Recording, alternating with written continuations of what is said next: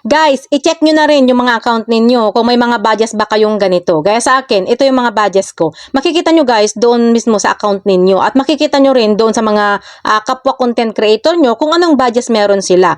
Yung akala natin guys na display lang ito sa ating Facebook account, hindi po. Hindi po yan display guys. Hindi lang po yan basta-basta display or design sa ating Facebook account. Kundi, meron po siyang ibig sabihin. Meron pong ibig sabihin ng mga badges na ito. So, ito guys, yan. Ito yung mga ibig sabihin ng mga badges na yan. Kaya, i-check nyo na rin sa inyo guys kung alin dyan ang mga badges ng account ninyo. So, sa akin is Rising Star at saka Fan Favorite. So, kapag Rising Star guys, ibig sabihin, patuloy ang pag-angat ng performance mo. Ay, wow, sana all.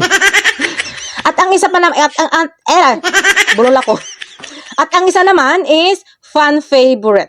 So, na ang ibig sabihin naman is maraming audience ang nag-e-enjoy sa mga content mo. Ano ako, clown? Dali na guys, i-check nyo na sa inyo.